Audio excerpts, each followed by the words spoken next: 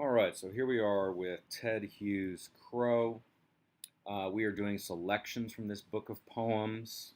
The book contains, I think, at least 80 or so poems, all focusing on this central character, Crow. I just want to explain in this first video a little bit about what I've included here for you.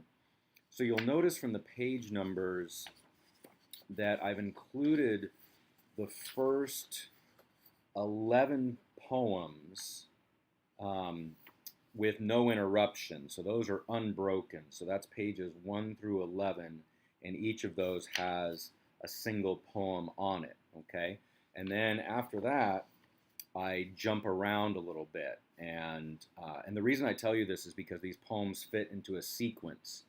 So the first 11 poems then are forming the opening of that sequence, and then I jump around a bit so that on page 7 of our handout, what's labeled as 24 and 25 are respectively the 24th and 25th poems. So there's a little bit of a jump there from where we started. And then pages 32, 33, and these last four, I'm not exactly sure which page they come from, but they're also sort of later in the selection. So I think one of the best ways for you guys to approach this is to try to understand these first 11 poems as an opening sequence. And what is Ted Hughes trying to achieve in this opening sequence? What sort of images are characteristic of these opening 11 poems? What patterns are you identifying?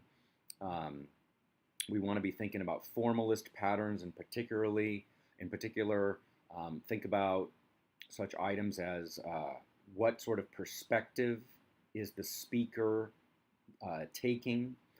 You can also think about, of course, elements of language, diction, imagery, syntax. Um, I would also ask you to think about um, the line length and line construction. We'll be talking more in class about end-stopped lines versus jammed lines.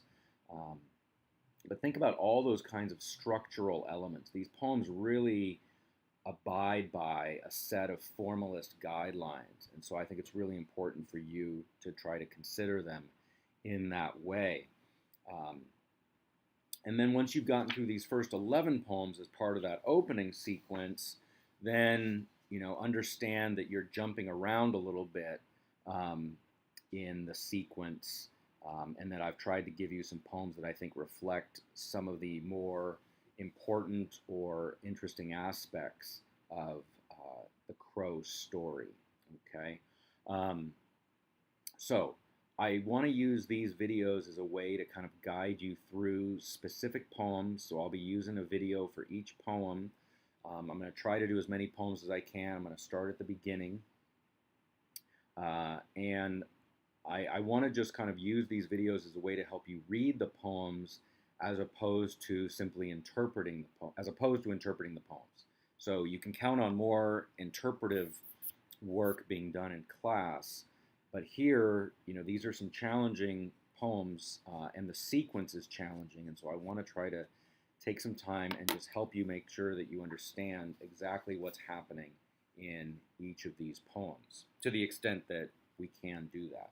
Okay, so that's a little bit of an overview about what Crow as a book of poems is. It is an extended sequence, all focusing on this central character of Crow. And as we'll talk about extensively in class, this sequence of poems, especially the opening sequence, falls under the heading of what you'd call a cosmogony. And a cosmogony, you know the term cosmology, which is the rules that the universe is governed by, the logos of the cosmos. This is the gone of the cosmos, and the gone is the origin or the beginning. So there's a distinction we can draw between the laws of the universe as compared to the origin of the universe, where things come from. And what Hughes is giving in this opening sequence is really an origin myth of Crow. And this origin myth about Crow actually hints at a much larger origin myth, an origin myth for perhaps the entire universe, for perhaps all life, and for reality.